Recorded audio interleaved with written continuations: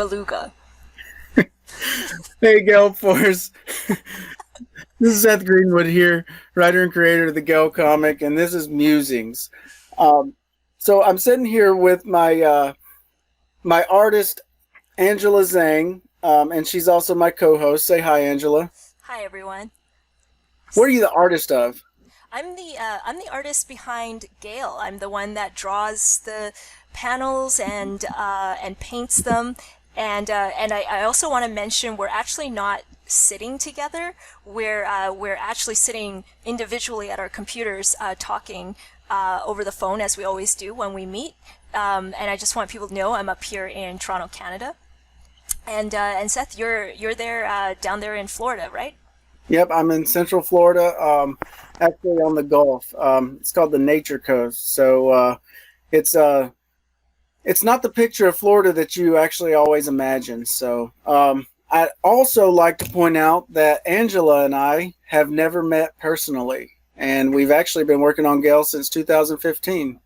Oh yeah, yeah, that's true. But it doesn't. But does it feel that way to you? I don't.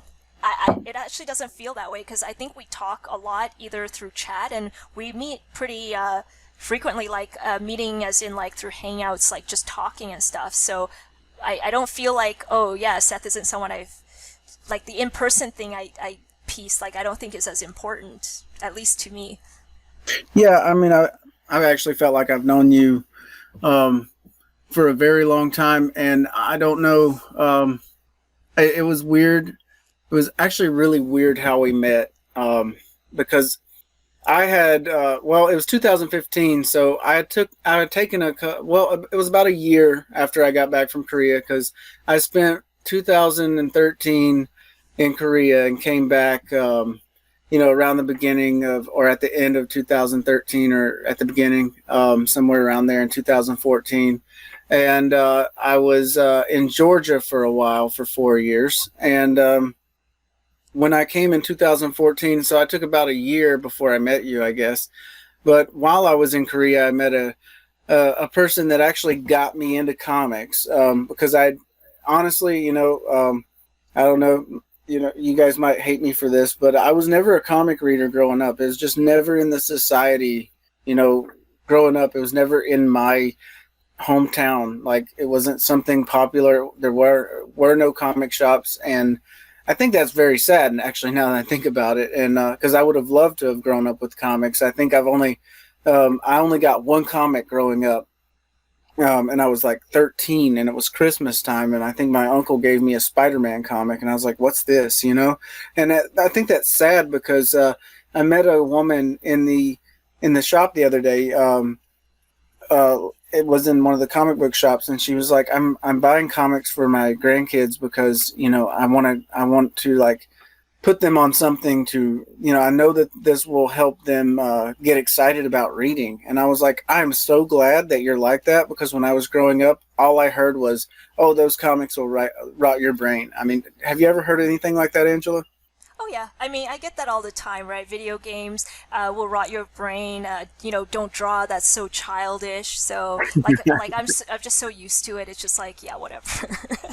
Yeah, and so this woman, she was she was just looking for comics for her kids, and she picked up a Batman comic. And so of course, I had a conversation because Batman, like obviously I didn't grow up with comics, but I grew up with Batman the animated series, which is probably Oh, as I close love to that. No, that is the real Batman to me. it's the real Batman, and you can't tell me any different. And I'm sorry, but that is what I grew up with. And so when she picked out the Batman comic, we had a huge conversation, and I was so glad that she was picking out comics for her, for her kid or for her grandkid. And and I told her about Nine Muse, which we'll talk about, I'm sure, later, about the press that we're standing up for Gale. But yeah, I had a long conversation. Well, it seemed long.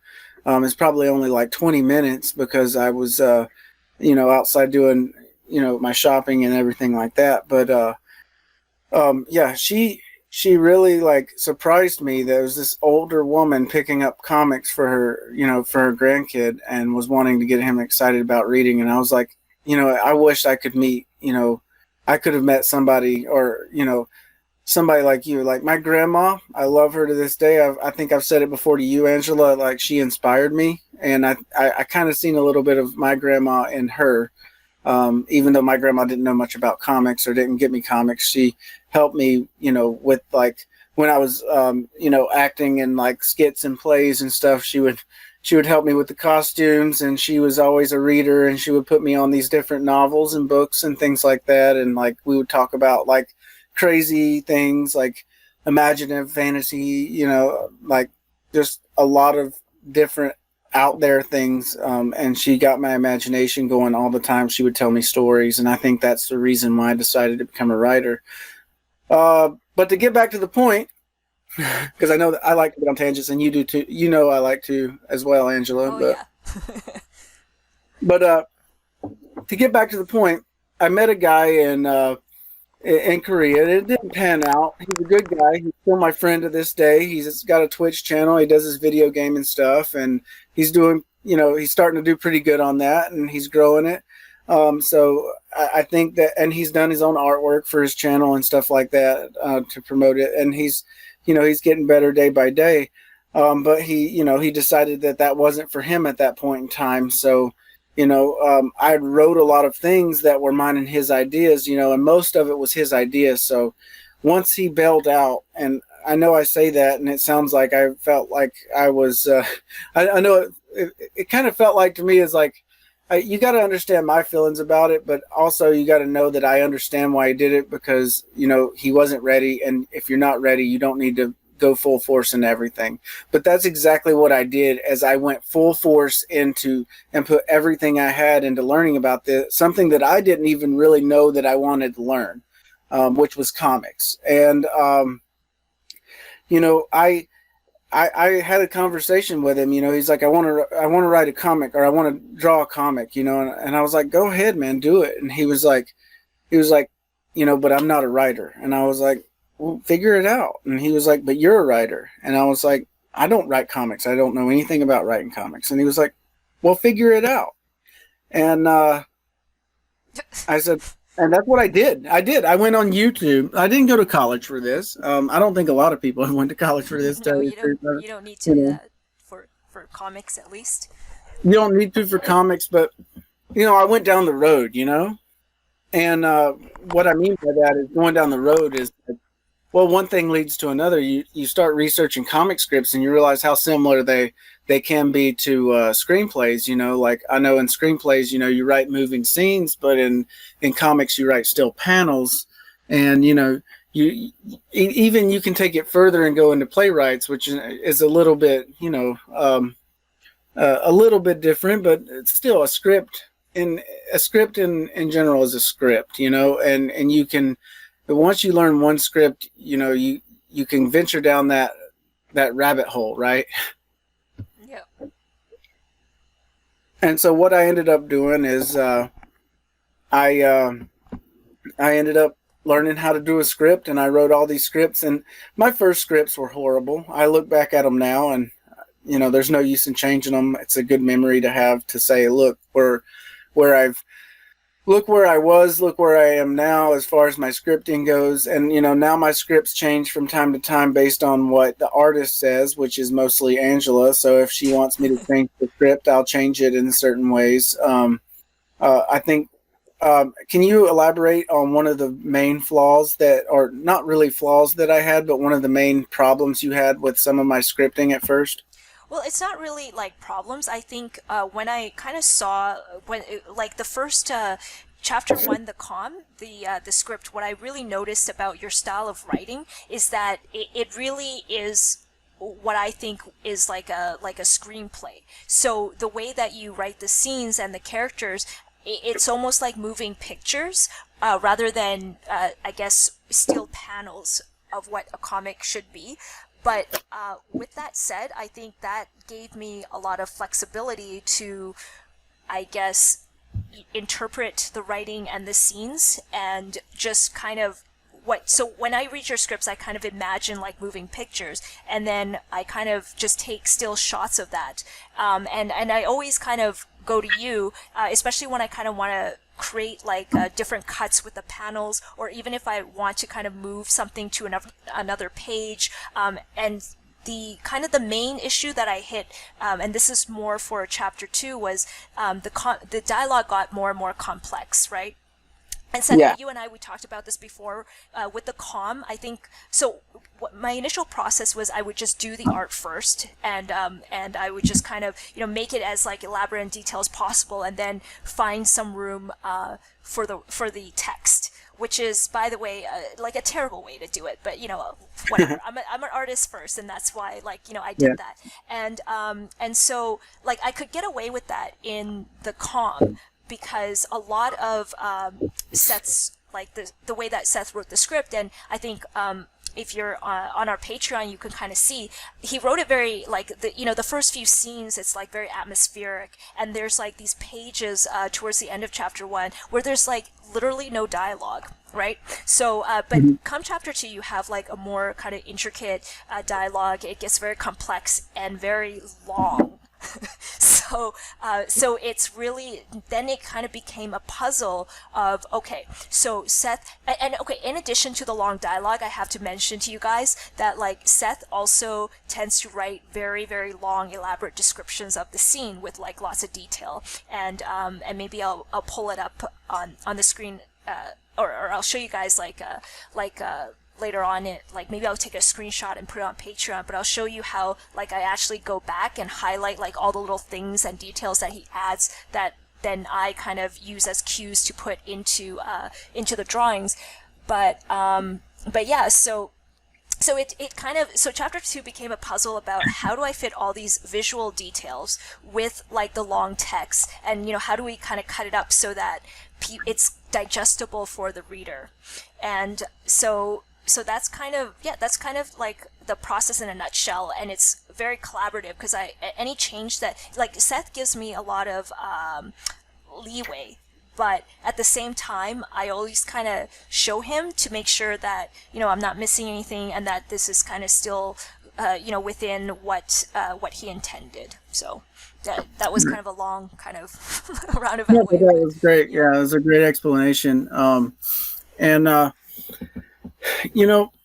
I started thinking a lot about what you were saying about, well, I had a thought and it was in my head. So what you were saying about how I give you leeway, but I still, explain in great detail. It's funny like that you said that when I started writing, I tried to still write, as if there was a little bit of motion in the scene. And that's literally what you're saying, or that's like what you're saying is giving you the leeway. However, I want to make sure that, this is if you've seen this comic, it's very detail oriented. I know how Angela's artwork, like how Angela's art is and what she can do. And,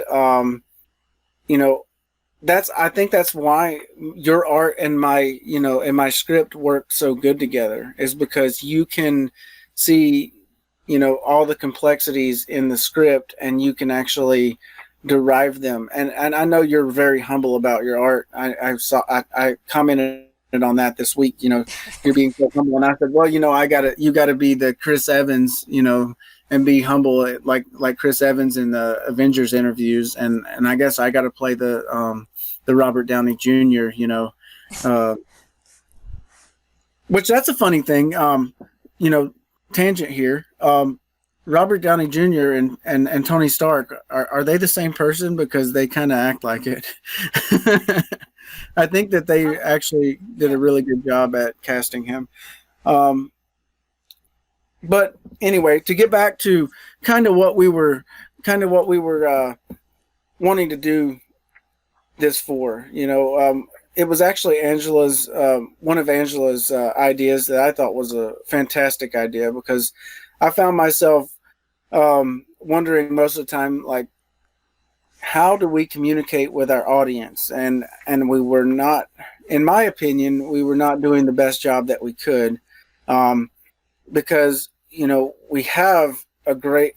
I believe we have a great product, and that's the Robert Downey Jr. and me coming out. But I believe we have. I believe we have a great product in Gale, and I believe that Gale. And I don't think it's because of my story as so much as I do as it is both of us together coming together to make one total package. I'm extremely impressed with Angela's art, have been since day one. And, I just kind of wanted to start something to be able to communicate, even back and forth to our audience. Because I know a lot of us, and if you're me, you're a visual learner a lot of times. And so I know a lot of us, if they see, or even if they hear something and they can see something like, see Angela, doing some kind of art while listening to our voice or seeing our faces, but being able to listen to a voice is like, there's got to be a human connection there, right? And I think that's what the audio or the video, whichever it is, I think that's what that kind of does. It provides a human connection. I think right now we don't have that human connection for Gale, and I think that's why we decided to do this, and to talk about the things that have been going on. And not only that, it's not only great for that, but it's great because we're going to do this anyway, right? Like, yeah, and I think it came about because when you and I were, because Seth and I, we would meet what would you say, once a month, right? About right. Once a month, particularly at the beginning, and we would kind of talk to each other and get to know each other and our worldviews and who we are. And it's not when we talk, it's not just about Gale, even though a lot of it a lot of it obviously goes back to it. But what I've noticed is that, Seth, you and I, our conversations average 3 to 4 hours. Right. And that's why we're doing this anyway. Yeah, so it's and a lot of it is I guess to me it's kind of interesting stuff, and it's how we kind of think through things, and what I wanted to say why we're doing this is because I think when I tell people in my life, my friends, that I'm making a comic, and then I tell them, it's I didn't write it, I have an actual writer who focuses on this, and he created the world and the script. And they would ask, and then they're like, oh yeah, who is this guy, and I would tell them, oh yeah, he's we met on Twitter. And then they'll give me this weird, they'll give me this weird look, and they'll be like, oh, you're working with some random guy on the internet. And so you know what I mean? And yeah, I mean, if you want to summarize it like that, that's literally what happened. But at the same time, I just want to show people that, yeah, these random people from the internet kind of got together, formed a friendship, and now a creative partnership together. And and two people, and we're two people that I think are from very, very different backgrounds, which I guess you'll get to hear about, I'm sure, either this episode or later episodes. But I just think we couldn't be any different. But at the same time, it's when we started discussing our ideas and just what we thought of the world, I was just wow, there was just there's a lot of similarities as well, and there was a lot of we just clicked, for lack of a better term. And so, yeah, and I think it's important to, and the other thing I realize is that, you and I kind of have drawn, different audiences through social media, right? And, maybe, the people who know me aren't going to necessarily know you, and vice versa, people who know you I'm the strange internet person, in your world, right? To your family and friends. And so I think this gives an opportunity perhaps for people just to get to know the both of us, and know that we're both human, and we're not but isn't it awesome? Because you're explaining how different our backgrounds are, how different we are. and we're totally different people from totally different backgrounds. And isn't it awesome that we can come together and share our ideas and then find common ground? And we're honest with each other. I think we've talked about this before.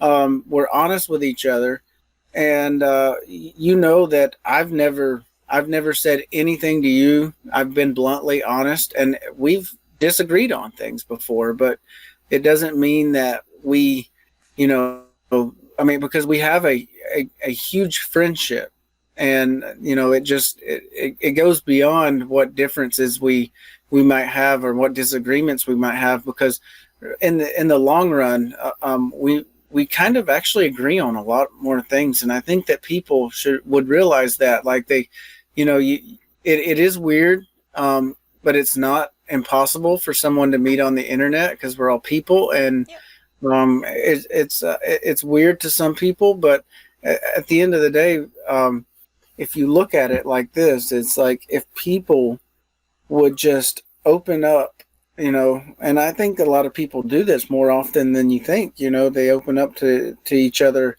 and share their ideas, and they find common ground, and like they actually find someone that they can create a friendship with, whether they agree all the time or not. And I think that we go more than just a business. Like, we are, we have contracts, and we do business the same way that any other people with a business would do.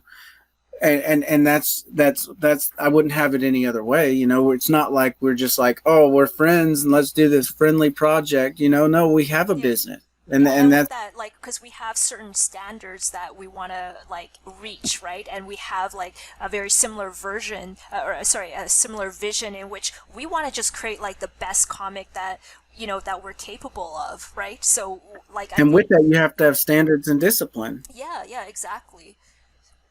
So, but so, like, what?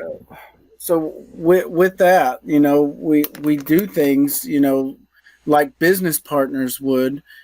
And when we handle business, we handle business. But at the end of the day, we're still, like, we're more than that. We're friends, and we're not just colleagues. We're not just associates. We're friends. If I went to Canada tomorrow, we would treat each other like we'd known each other forever. And if you came down here to Florida, you would be welcome as well. And that's the thing. Like, we've actually been talking about things like that. Like, if you and your partner, if we were to meet, with me and my wife, and things like that, I think we would have a really good time. And we look forward to the day that we can do that. But distance is a thing right now, and we're very busy in our lives. So, but yeah, I think that's important to draw out, is that we conduct business, but at the same time, we are friends, and we're completely different people from completely different backgrounds that met totally random on Twitter and made something like this. And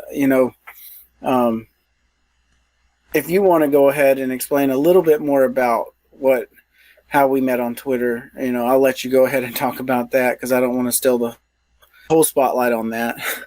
Well, I think around the time that I think you were kind of at that time posting scripts on the just on your blog, which I don't think you have anymore. I think it's something different now.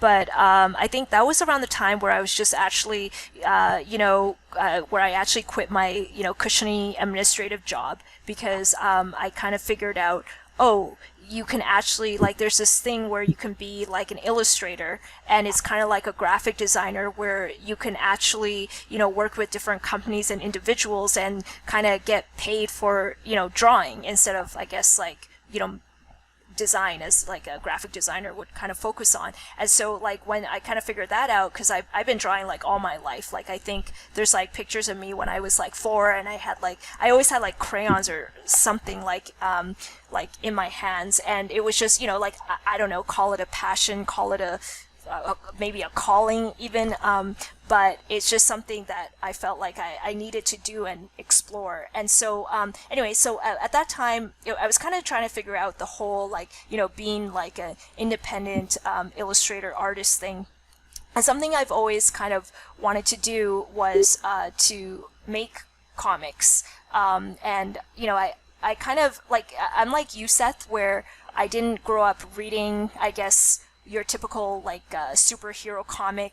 Like I would have like Garfield. I read like the funny papers, and I would read like Archie and things like that. But it never occurred to me that I can actually like maybe do this one day at like, I guess, even like the level that we're doing it now, right? So I always made like these like little comics and drawings. They weren't impressive or anything, just like on my free time, instead of watching TV or whatnot, just like growing up.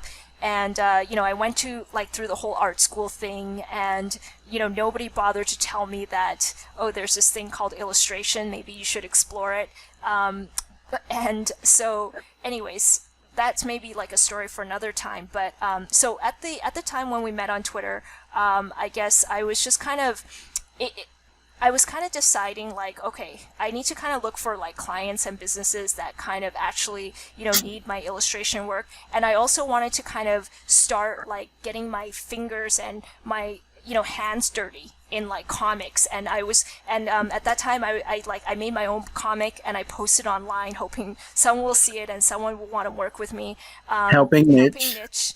And maybe we can like, I don't know, remaster that for Patreon one day.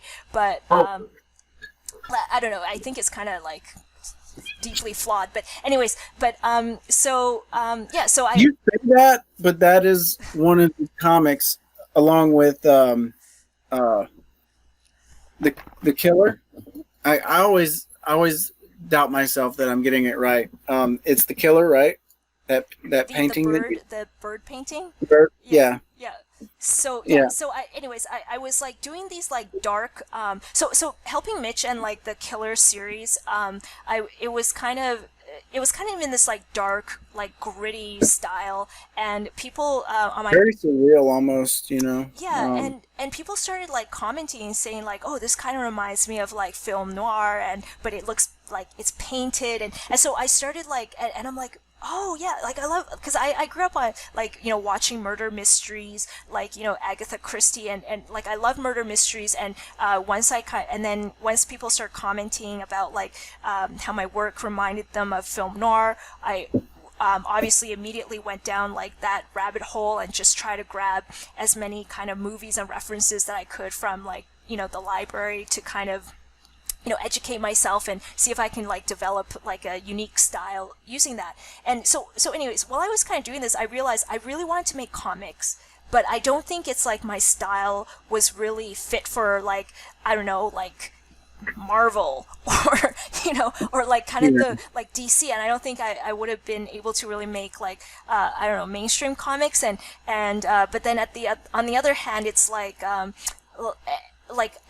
just didn't really know like what to do or like where it fit, and I thought like maybe I could just be like a one day be like an independent creator like Laura Innes or Jason Brubaker, who got me inspired to kind of be an illustrator and be like and make comics, because they're really like both of them have like these beautifully illustrated and written web comics, right? So I thought, okay, maybe there's a chance there, because I don't think my art really fits into like a neat category. And when I was doing Helping Mitch, I realized that, man, I really want to make these like realistic, like character-driven stuff that's a little bit dark and gritty. And I don't know how I'm going to do it, but I'm going to find a way.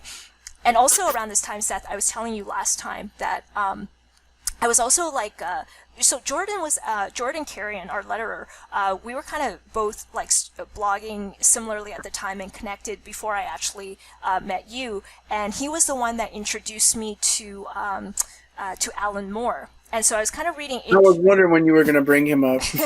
Oh man, we've got to bring Jordan on here. Maybe like, yeah, he's coming on. Jordan, you're like next episode, you're gonna come here and talk.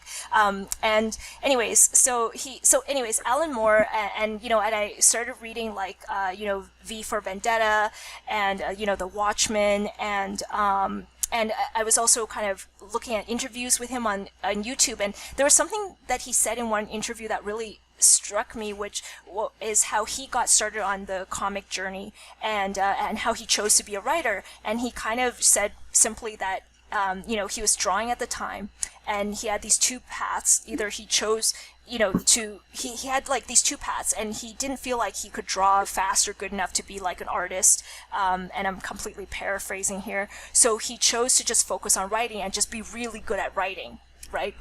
And so I'm like, you know what, like, I think that's the I thought like that was like the path that I should go, because I tried writing, and like I can write like blogs, and obviously enough to like communicate, but I don't think I'm a writer in the sense that I can sit there and like carve out like a detailed world, like a richly detailed, like layered world, like Gale. I don't know if I have the patience for that, and I did try to write my own like kind of big series, I think after I wrote like 60 pages of garbage, I kind of didn't want to pursue it anymore. And so then at that point, I'm like, you know what? Sometimes that's what it feels like, though. You're just writing 60 pages of garbage, and you just like, and you want to give up. But I think that's the difference. And I think you could be a great writer, Angela, to tell you the truth.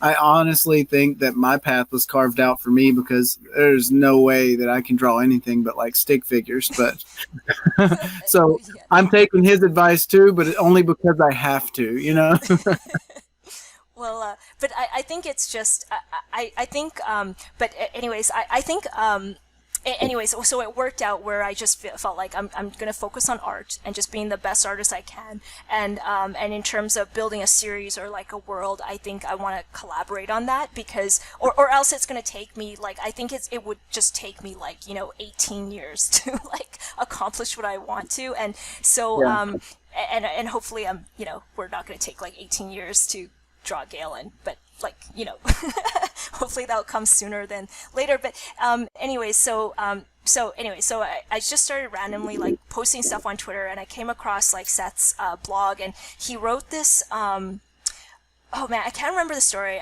I hope, do you still have it? Like, it was the one where I do, and I never did too much on that. And it was when I was like, it was okay, so it was after, remember I told you the story about my friend that, got me into comics. Well, it was after he had, decided not to do the comics that we were doing, and I didn't have anything to do, because obviously I'm not going to be like, well, this is all my writing. I'm going to, because it was his idea too, and it, like legal things aside, like that's just you're just a bad person if you like think you're going to do that, and, I did feel like I did a lot of work. I didn't do near as much as I've done with Gale. So, which is not, which is probably a good thing. But I mean, I felt like, well, what am I going to do? Because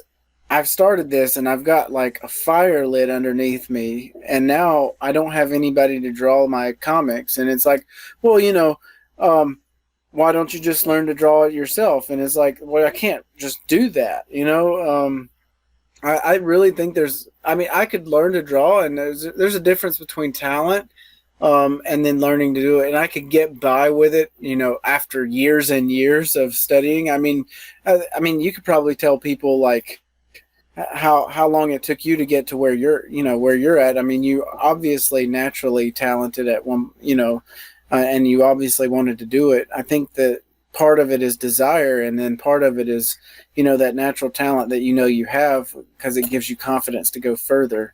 I had no confidence in art, and I had no desire to do the art, because I knew that there were other people that I could appreciate more that already had better styles than me.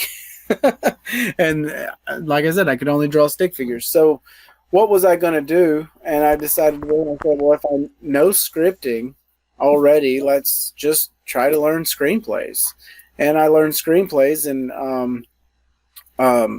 I just started writing a screenplay And what did I title that one now? I'm having a complete brain dump right now. The one that you liked so much. I put it on there.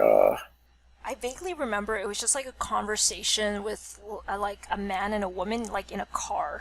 Yeah, but was it like The Apologist or Yes, I something? think that was the one. Yeah, that Okay. sounds familiar. Yeah. So, okay. So, I really don't know. Why I never tried to finish that. I think it's because we got involved with Gale. I really do. I think that we just like started into Gale as soon as we met, and it's just like everything else like went away and went on the back burner. So when I put that script up, I think the first opening scene is them. They're doing like they're at a range doing target practice with her brother, and her dad, right? And her dad's just kind of like sitting there, like maybe asleep or something like that, or like maybe just chilling out. But her and her brother have this sibling rivalry, and what I was thinking about is kind of the little, the kind of the ribbing that me and my sister do, and just kind of like the rivalry that we have, but we love each other, but we just pick on each other all the time. And that's kind of where that came from. And so that's kind of the portion that I put. It was kind of the intro.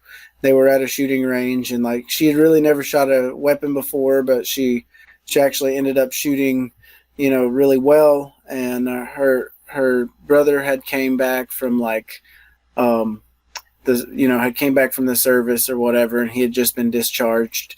And yeah, they were that was just a scene of just a brother and a sister out there, shooting a weapon. And I mean, I thought it was really random to post on or on Twitter, but it obviously got you interested.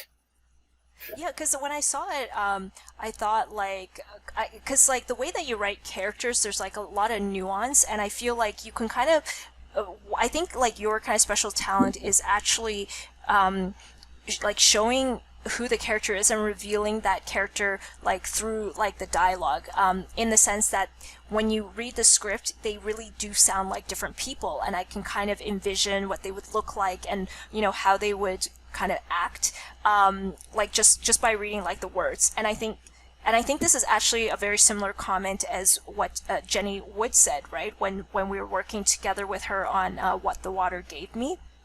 And Mm-hmm.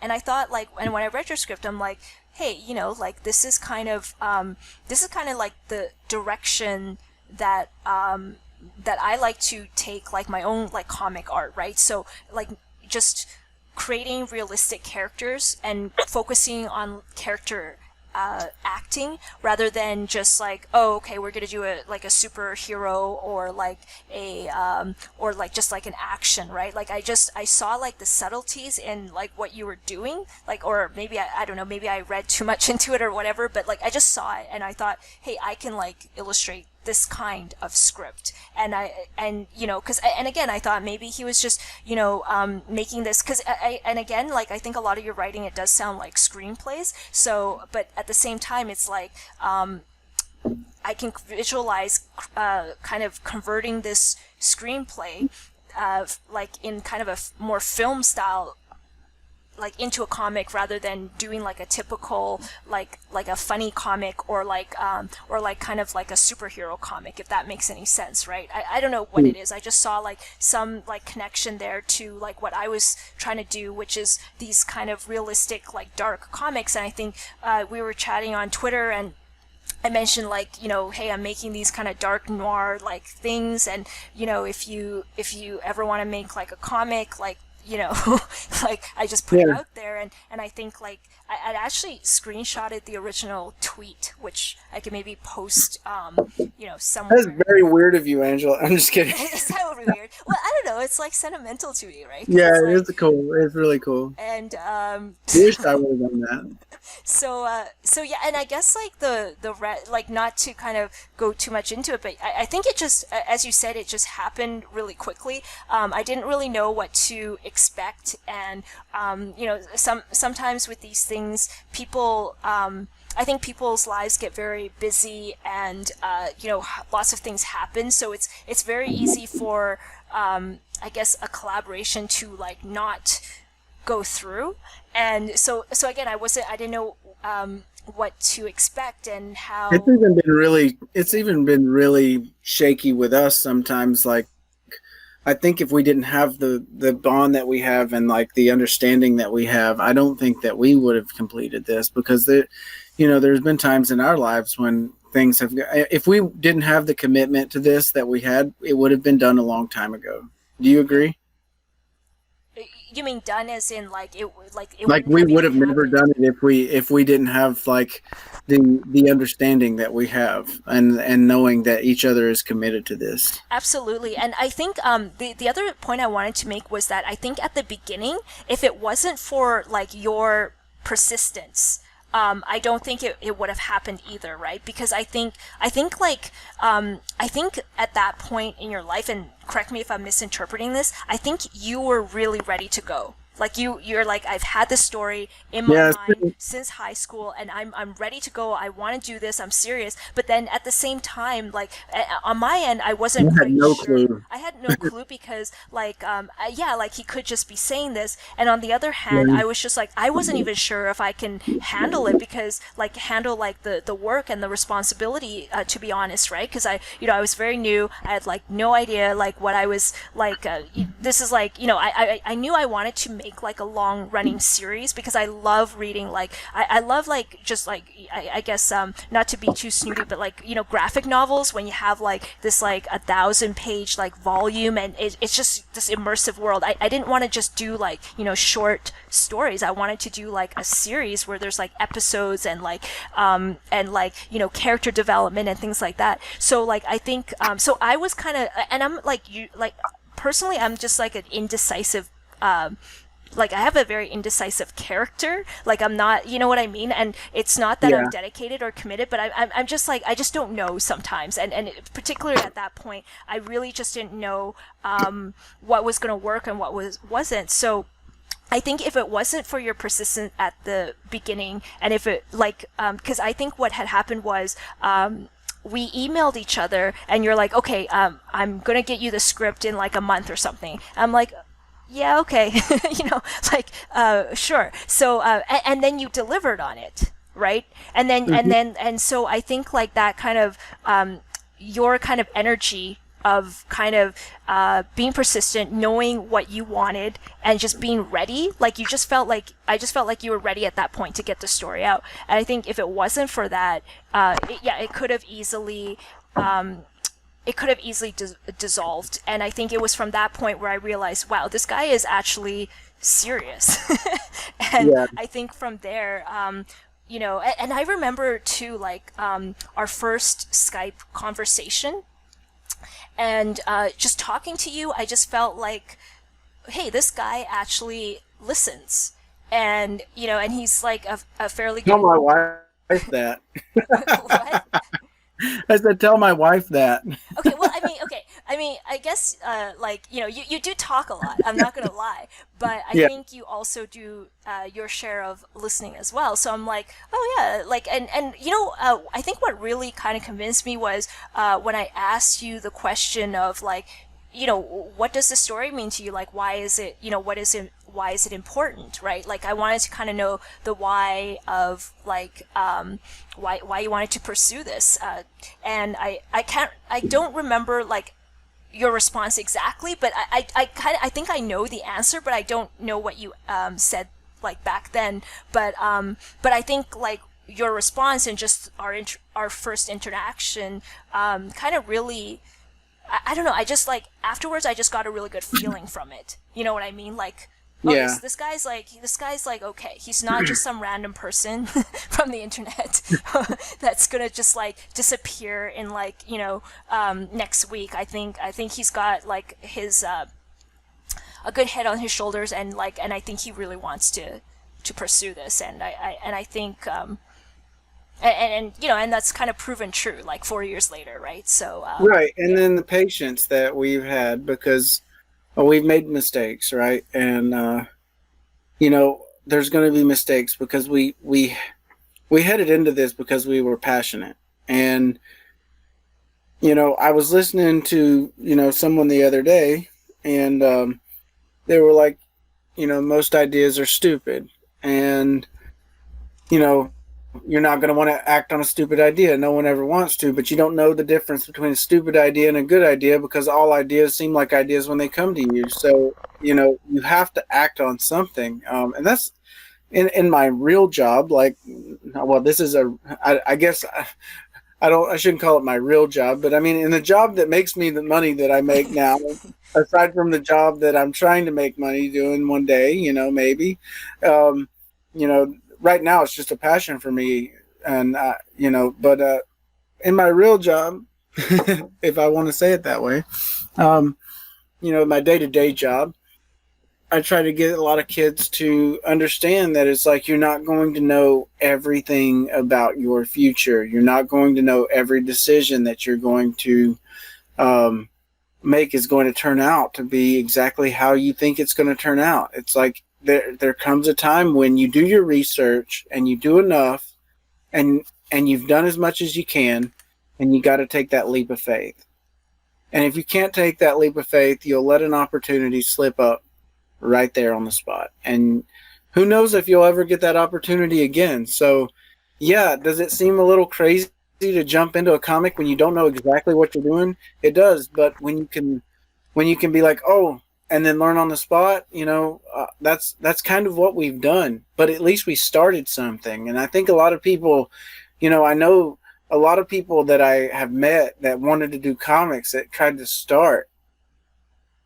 Like, yeah. Oh yeah. Do you know how many sorry to interrupt, but like, do you know how many like kind of flaky ideas I kind of get on a regular basis by well-meaning friends who, want to do this and that, and then you just never hear about it again? It's like they'll get so excited, like, for like, the weekend. And I've done it before too. And I'm just wondering, well, where's the script? Where's like the plan? Like, do they even understand that like the product is like only 50, and the creativity is only 50% of it? What about like the marketing and like, does anybody, Yeah. you know what I mean? Because like going through this with you, like I was just like, sometimes it's like my eyes twitch when people get new ideas and then they try and like loop me into it, because like they're like, oh, Angela's an illustrator, she must have so much time on her hands to help us with our project, for menial pay, and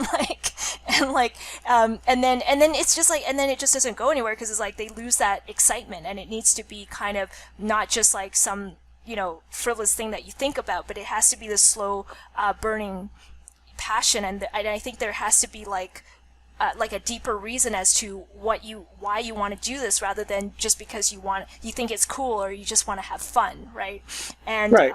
And I think when you were talking about the kids that you kind of provide guidance for, and when you were saying that the thing about like, okay, like kind of taking ideas and the importance of taking action on them, and the importance of just having faith in your idea and yourself. I think that's actually something I learned from you, and from like learning in this project, because oh boy, like I'm not even gonna lie, I still have a lot of self-doubt, but I had a lot of it like in the beginning, right? And I mean, I'm a pretty like neurotic, indecisive type person, and but I think I'm kind of working on that and getting a lot better. But I think it's important to like, yeah, ideas are like the saying is like, ideas are like worth, like they're not worth anything unless you actually put them into some sort of physical form, take some sort of action, and just like execute, right? Because you're never really going to know. Like if you just sit there and like, anticipate what the future might be, like it's just, you're never going to know that unless you actually put something out there. And yeah, we've made so many mistakes, and like we've failed. You have to believe in something, and that's the thing. Like your idea can be that, that you say you believe in it, but what does that incorporate? Do you even know what your idea means to believe in it? Because believing in something means acting on it, and it means living it every day. And we are going to mess up because we're human beings, just as we have messed up since we've started this, and we've messed up, and we've but we have something that we believe in and that we've acted on from time to time. And have we messed up, and have we gone stale for a couple of weeks at a time because it's been agitating? Yes, we have. And, but we always come back to it because we generally believe in something. And what that means is we generally act on the things that we have ideas about. That we, if you're going to believe in an idea, you have to act on it, because to just say you believe, that's not true belief. That's just saying something. That's just saying words. Yeah, yeah. And actions are worth so much more than words, right? Because it's like, and you have to kind of be true to your words and like actually like take like action on it, or else like it just like nothing happens, right? So Yeah. yeah, yeah. So do you want to maybe do you want to maybe like go on to just talking a bit about like Nine Muse and how like it's kind of like we've been talking about our creative partnership, and you mentioned Nine Muse in your video announcement about the giveaway, and That I promised we would talk about. yeah, exactly. Yeah. Yeah. So a lot of people probably don't know what Nine Muse is. They just saw it on a friend request, or what do you call that? I just started following them and they followed me back, kind of thing. I did start a Nine Muse page. It's not as good as the Gale page, and it's not as active as the Gale page. And the reason for that is because we're not using it as much right now because we're just launching this idea. We don't have a lot of content for it yet. It's just an idea in the works. It will come to fruition because it has to, because of the way that we're using it. So we talked a lot about, Angela mentioned Alan Moore and, how she should either be a writer, and be really good at writing, or an artist and be really good at art. And also one thing that I picked up from Alan Moore, and she picked up from Brubaker and a couple of other people, and she mentioned independent artists and writers and things like that, is that in today's world, Angela's art, like we said, is not something mainstream, and that's just what it is. And my writing is not mainstream, and we acknowledge that and accept it. Now, are there independent publishing, like comics presses, that would publish our work? Absolutely. I think so. Don't you, Angela? Yeah, I think so too. Because I think I guess in our exploration of that, there were like a couple of options, and also I think working on What the Water Gave Me, like I think that was kind of a collaboration, and I would consider that like a published piece through like an indie press, right? So, but maybe you want to kind of talk about the reasons why we're not going that route, and why we're kind of taking the kind of publishing part into our own two hands. Yeah. Yeah, so like I said, I think that there are definitely a lot of independent comics presses that would publish our work, but and we have, and know that we have considered that, and we've considered it quite recently, and when I say recently, I mean in the past, I guess probably last year, we were still considering maybe. We went back and forth with the idea of whether we were going to independently publish ourselves, or go through an independent comics press and just let them help us with the marketing and things like that. But then we figured it's like, with our ethics, like there's just nothing better than good old hard work. And you know what? That means that we're going to have to suffer a little bit. But at the end of the day, what does it mean? It means that we have a product that's our own. And a product that it doesn't matter what anybody else, thinks or wants. Obviously we're going to attract our own audience, and we're going to, reach out to our own audience. And but it doesn't. At the end of the day, it doesn't matter. There's no red there's no red tape involved. And I know in some of these comics presses, they're really very, they're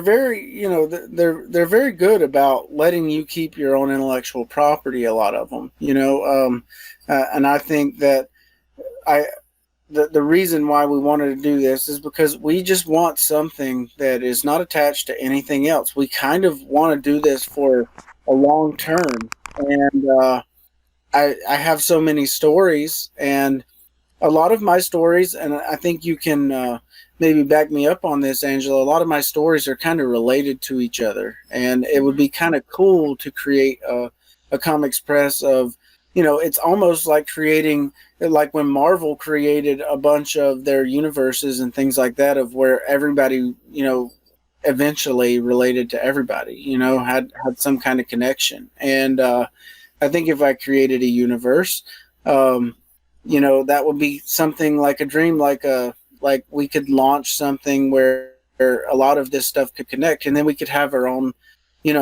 later on, or maybe at the same time, we could have our own line of things that didn't connect, that was still under the same press, but we would have a press where we published all of our stuff, and it would have one name, and it would be united under one common idea, Yeah.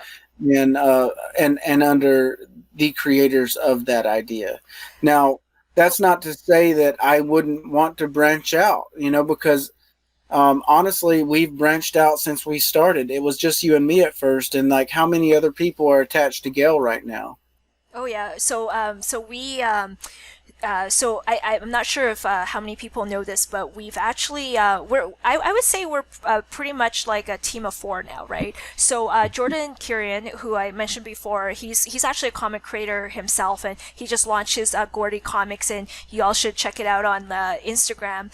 I love that. I love Gordy. Like, I love Gordy. awesome. Like, and Jordan's like gotten to be quite like a great like cartoonist, and as well as a writer. I think I kind of got to know him first as a writer. But anyways, he's actually lettering all of like chapter 2 for Gale. So I'm no longer kind of doing that, and it helps tremendously because it's just one of those details that like it allows me to focus more on the art.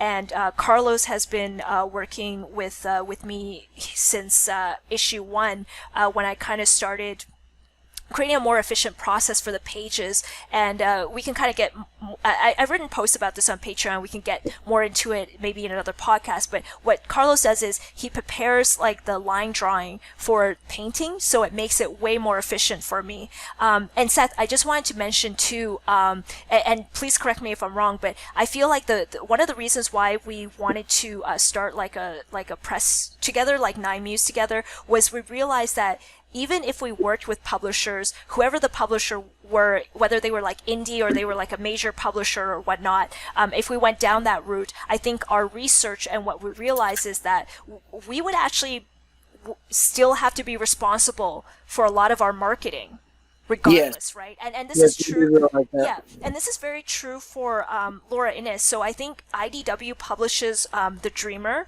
so it's under that, but I think she still has to do like a lot of the marketing, because particularly with like bigger publishers, obviously they have hundreds and hundreds of titles that they promote, right? So it's like easy to kind of like your stuff might not be priority or whatnot, particularly something like as niche and like as what we're doing, which is like kind of like noir and like this kind of mystery drama, which by the way I had to kind of make a category for in like applying to like one of the conventions in Toronto, because they had everything from like smut to like fantasy, but they didn't have Even anything. if it's smut. Yeah, like sorry that we're not like cool Maybe enough we to- should make Gale smut one day. we should. It's not going to happen, folks. But- I promise you that. but It's yeah. not going to happen. It's not me.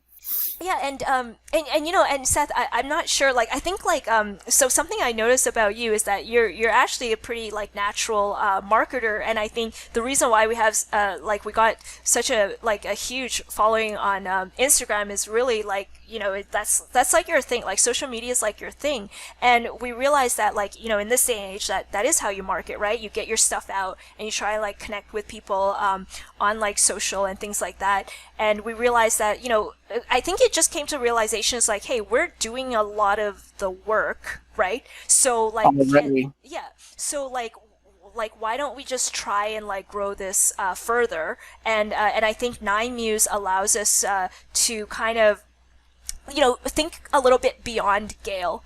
And I know, Seth, you've been like you've shown me like scripts from like other series that that like, you know, that you're potentially thinking of, and you're always kind of showing me like these writing, like pieces of writing here and now, and I would be interested one day when we kind of have more of Gale like getting like when we've worked on Gale more like significantly, like I would like to kind of just start my own projects and like, you know, and contribute to that, and do you know what I mean? Like I guess Yeah. it's more like, you know, I think like Seth, you and I think we have similar visions in terms of uh, who we want to be as like creators and what we want to do creatively in our own like form, right?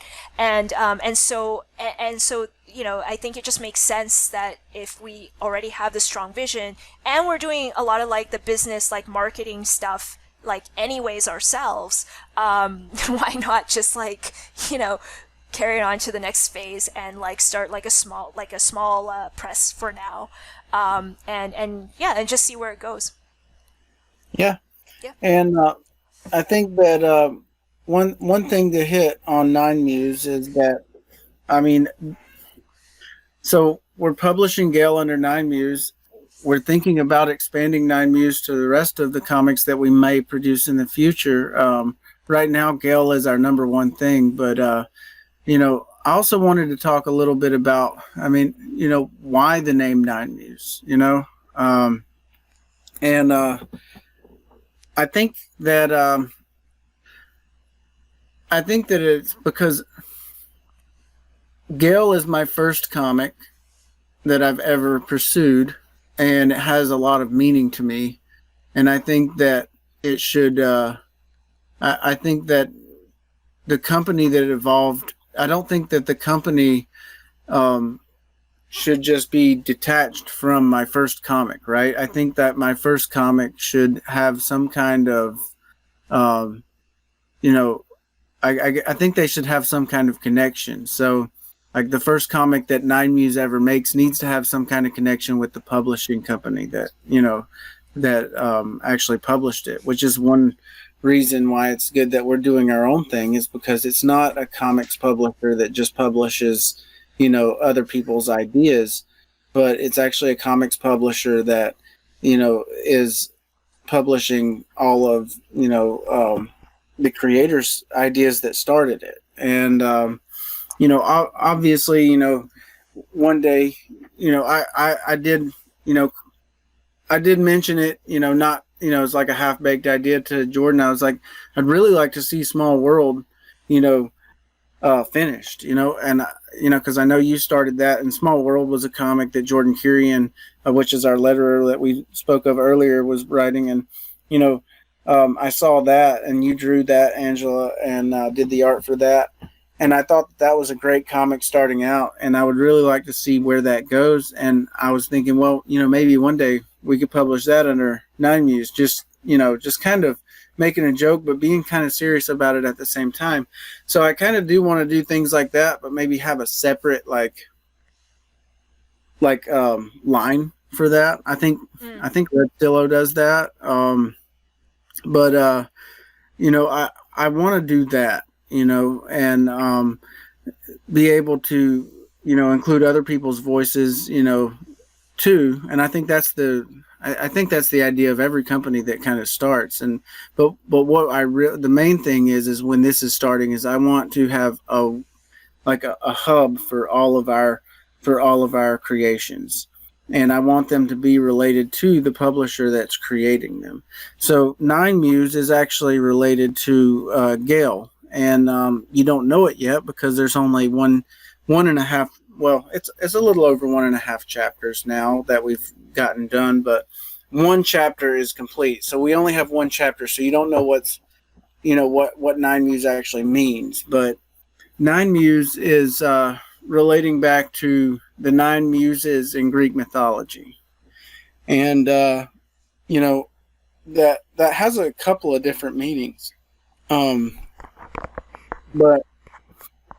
where I started thinking about Nine Muse is that Gale eventually, and I'm not trying to give too many things away, I'm not trying to give spoilers out, but Gale is going to eventually have something to do with the Library of Alexandria.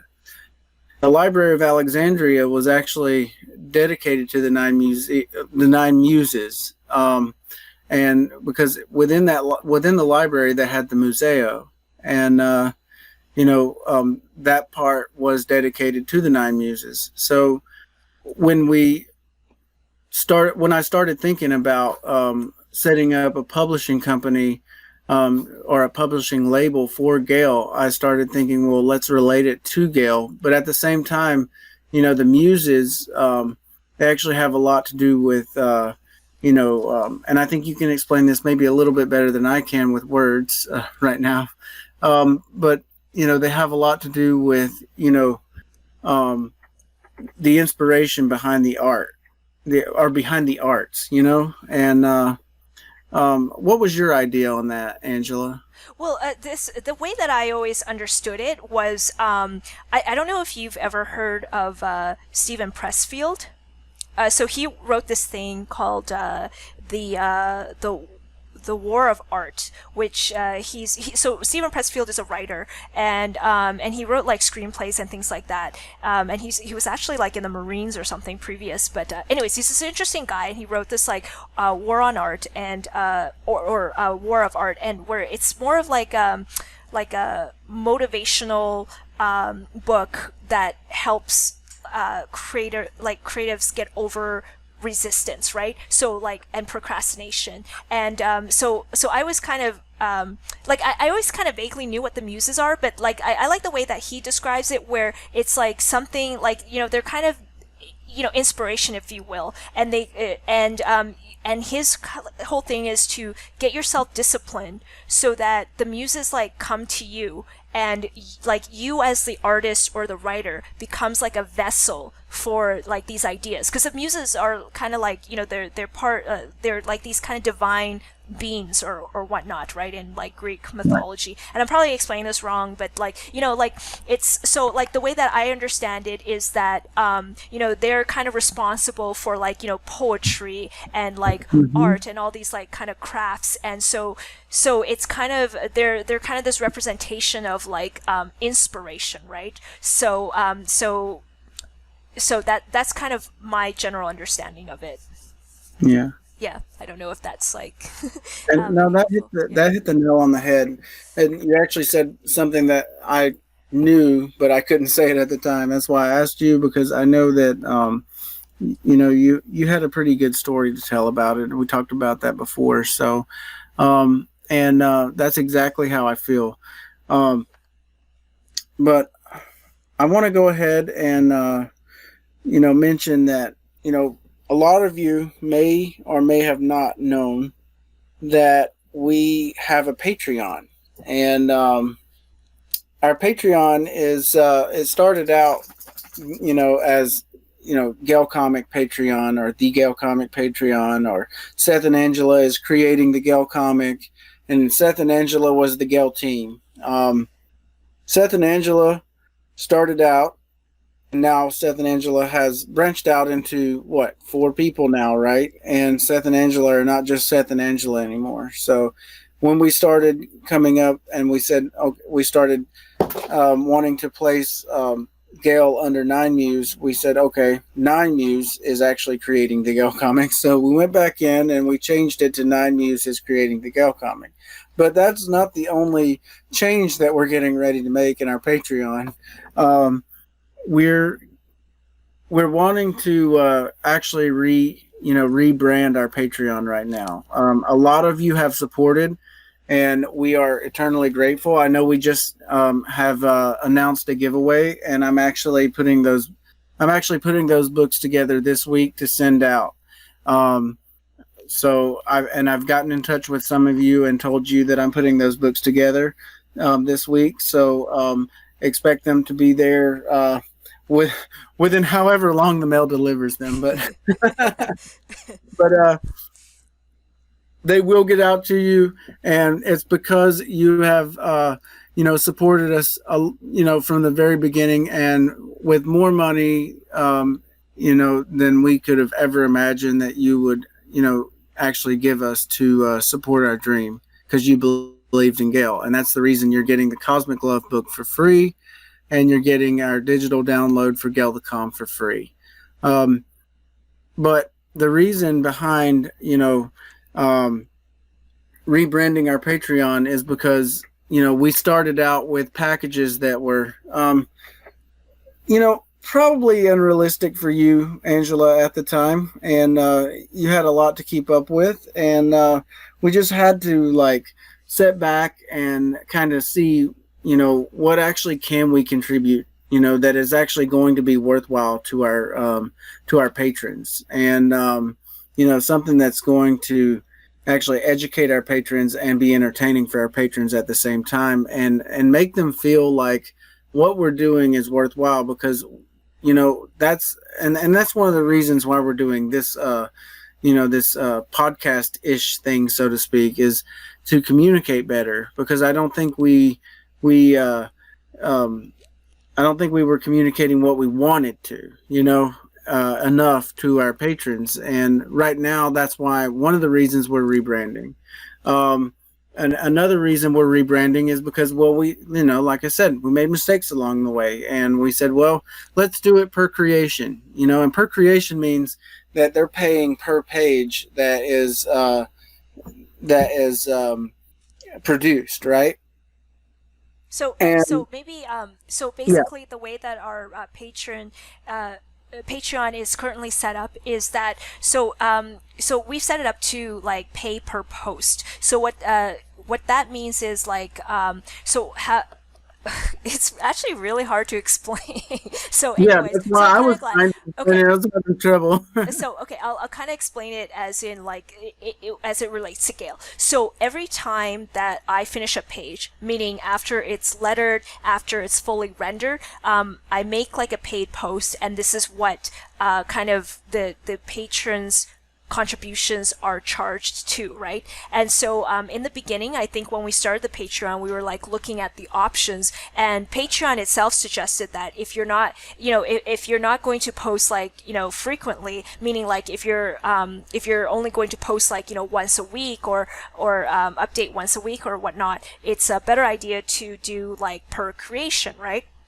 So, yeah. And I thought, hey, that kind of fit us, because, we were kind of planning maybe 1 to 2 pages a month, maybe 3 or 4 in those rare instances. But then we also knew that we might have to kind of take time off, from actually creating Gale to attend conventions, or just because life kind of got in the way, or even this, I think this year when I kind of put together the 2 Gale books, that actually that actually took more time than I anticipated. And so I think at first when we saw the option to do per creation rather than per month, we thought oh, that's great for us, because it gives us some flexibility, and patrons don't have to pay when we're doing our little not little, but our kind of business administrative stuff, right? So right. But I don't think but the way that we're kind of envisioning how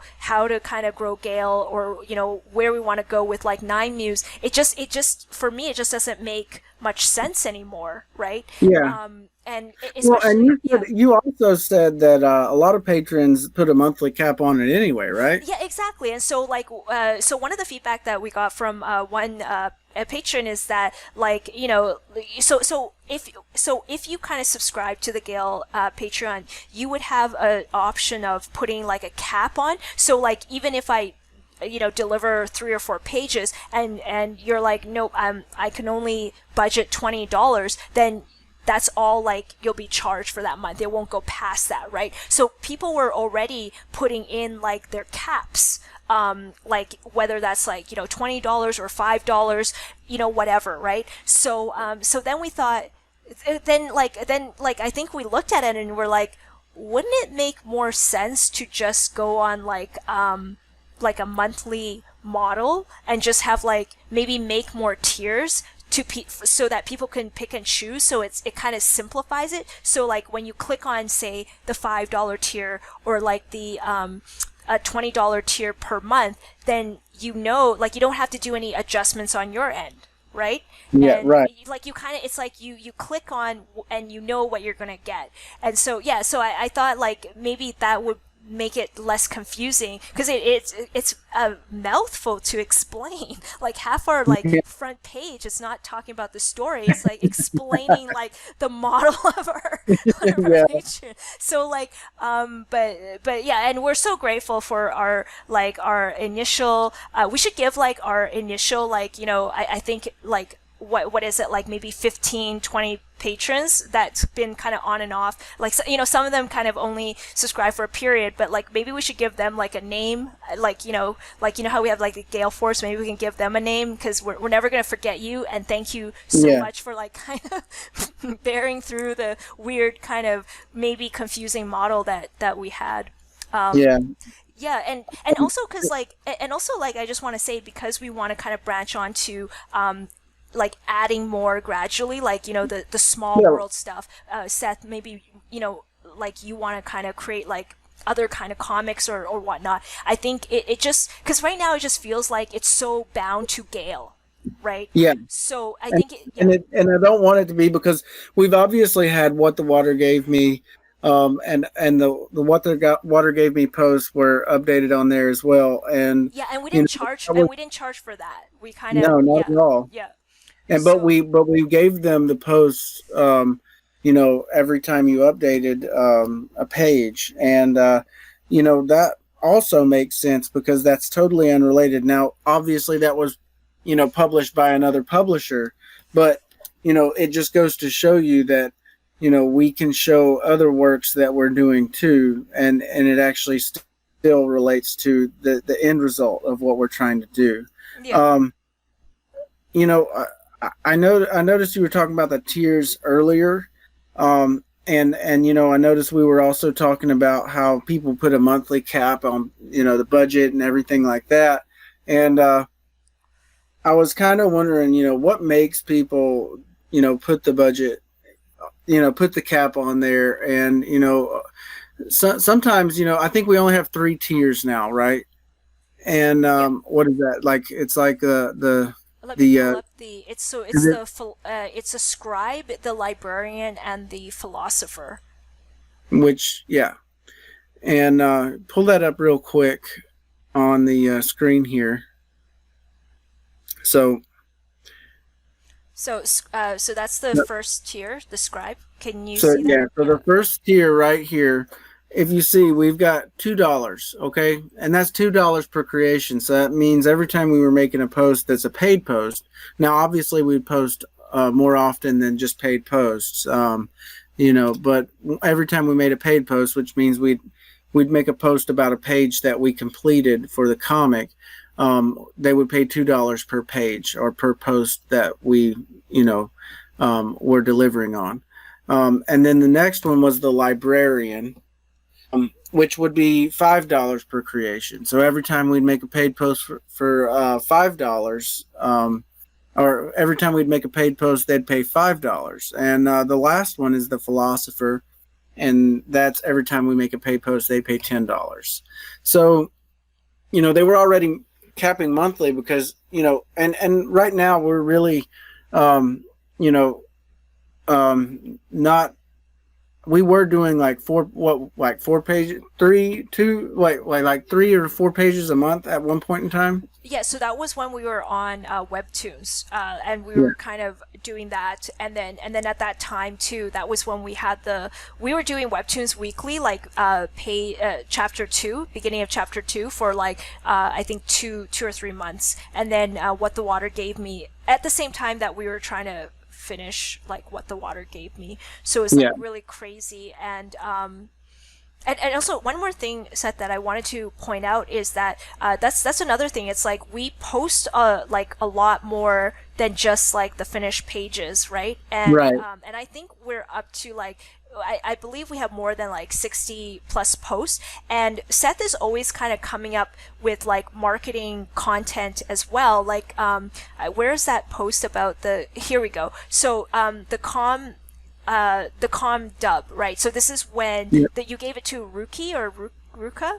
Ruka Samuel. So she it's a she or he. It's a she. Sorry. It's okay. I just I didn't Online interact persona. with her directly. So Yeah. like so she's a film editor who worked for like a really popular webcomic. I forgot what the name was, but so she put together this kind of like animated post and got voice actors to fill in the voices for Gale and Lori. And so anyways, so I think changing to like a monthly model for me, it would make it feel like it kind of, do you know what I mean? Like it's encompassing all the kind of efforts and stuff that we put on Patreon, and it just it doesn't so it doesn't feel like it's just like, you know, I'm paying for the picture. Yeah, the picture. Yeah, like and also another thing is like my my process is changing. Like particularly with the recent pages, I'm finding that it's a lot more I guess efficient, and it makes just more sense to kind of do like all the scenes, like this post here, right? Just do like one scene like all at a time.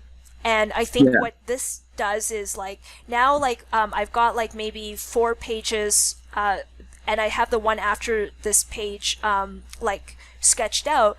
And so what this does is like it allows me to kind of work on them in bulk, and also gives me options to work on them at like different phases, and I can kind of hand these off to like Carlos to kind of prepare for painting and stuff. So I feel like it will give like more consistent work to Jordan and Carlos as well, right? They can kind of do these in bulk themselves at their own pace, instead of like waiting on me, because sometimes I'll get busy and then I won't like sketch anything new for like a couple of weeks, and Carlos is so like he like emails me and just like lets me know that he's like free to do flatting or whatnot, and you know sometimes it happens that I feel like I'm always like the bottleneck of like getting these pages out.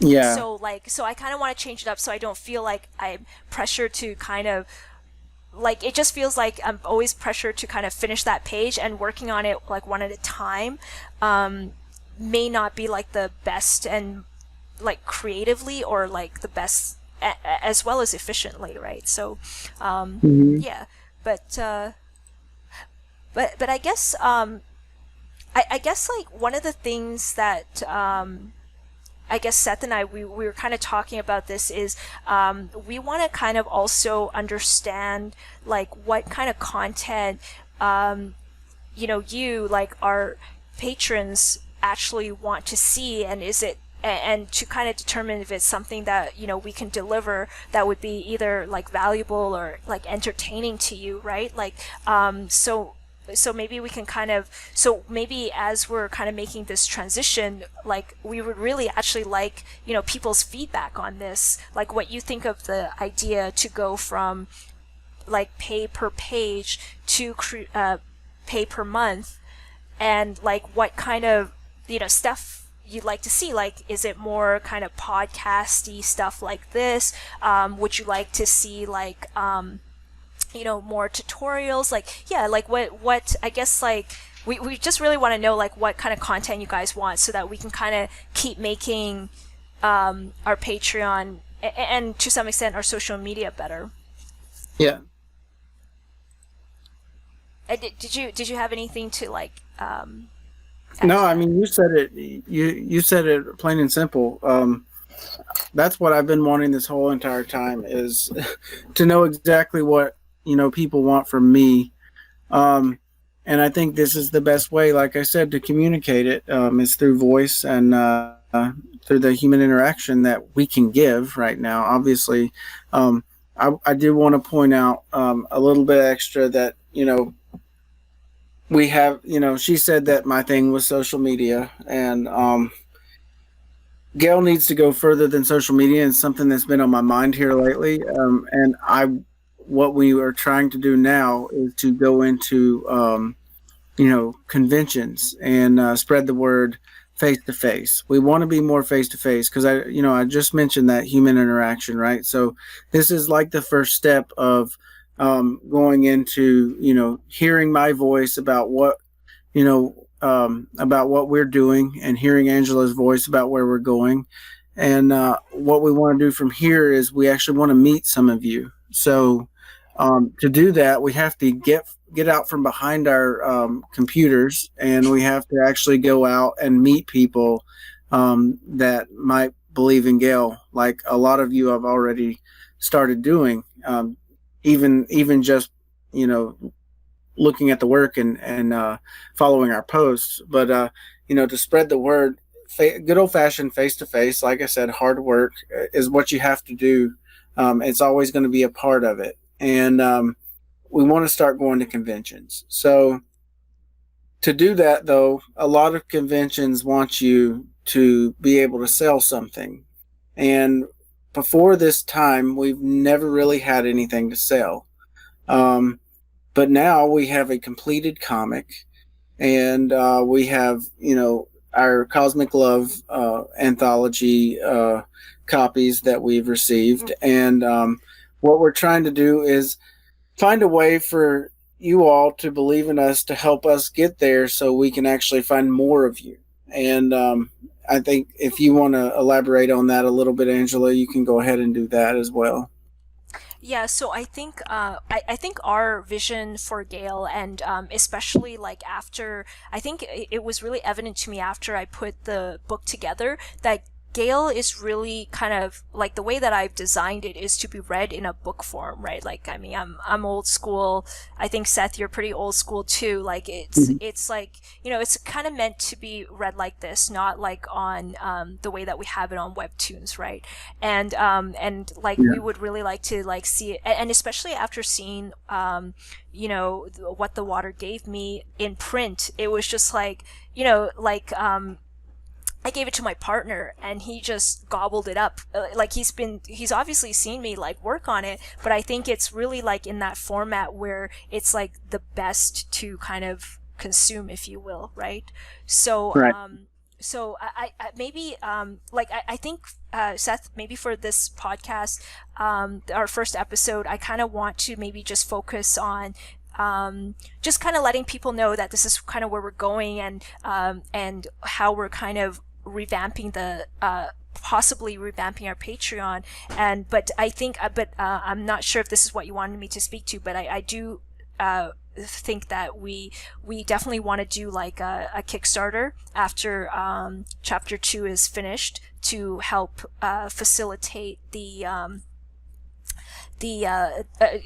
facilitate the printing and the costs of going to conventions. Because I agree with you. I think it's really important now to kind of get out, behind our desk, stop, like, most of our kind of promotional efforts has been around like posting the art and the story and the words, and we need to kind of get our faces out there and kind of really kind of stand in front of our work, but like stand behind our work by Well, standing in right front of now it. we're actually sitting behind our work, and that's Yeah, why I said we need to get out yeah, and stand in front of our work. yeah, And and we're also I think this yeah, is part of the podcast.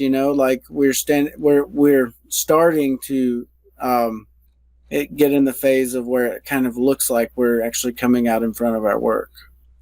yeah, and we're and to speak to that, we're gonna figure out how to kind of do like video like how to kind of capture the video, like through Hangouts. So that's in the works. So you'll get to see our, beautiful faces simultaneously very soon. So yeah, like we still have, I think the bottom line is, even though, like, it's really been tough, like, doing Gale, because, to be honest, Seth and I are just not in the position of our lives to do it full time yet. But this is like a dream that I think both of us are kind of working to. And sometimes it looks like, we haven't been as consistent on Patreon lately, or, we've kind of not posted as often, but, we would really like to kind of, get back to kind of interacting and posting more frequently, as Seth said, communicating regularly, because I think Seth, like, you and I are still both as determined as we were, I think, the day that we met. And I think even on my part, even more so, because I've really kind of worked on myself and kind of got rid of that self-doubt, and I'm kind of getting rid of that fear of, putting myself out there, and like stop hiding behind the art and actually just face people, whether that's like positive or negative. So yeah. That's really what it is. Like I don't want to sound like too cheesy or whatever, but it's like more and more I believe in Gale and what we're doing, and I think we kind of really need to take that next leap of of putting our words into action now, which is the next step is just getting it in print and just like, doing this scary, like, con world and talking about our creations and trying to get strangers to, to believe in us. So gotta grab the bull by the horns.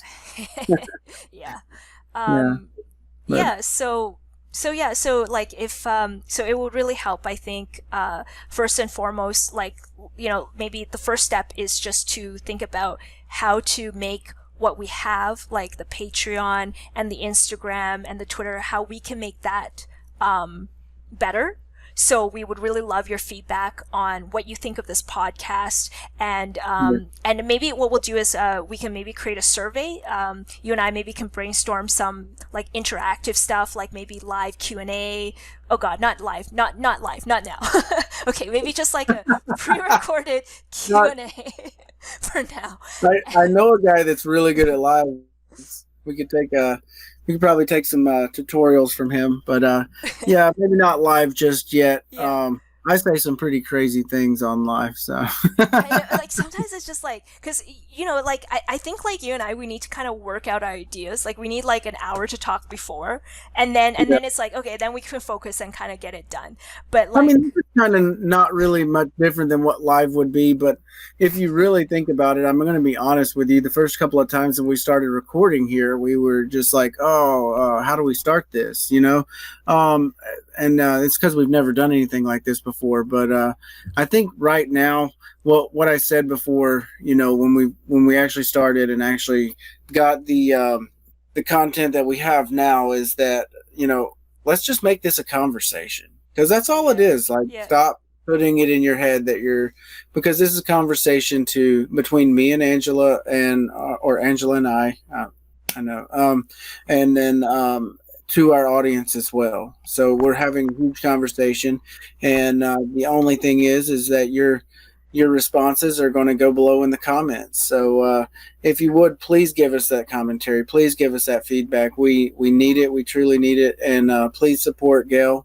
I appreciate everything that you all in the Gale Force have done. And with that being said, I'd like to thank all of you in the Gale Force that decided to tune in. And I look forward to seeing you next time on episode 2 of Musings.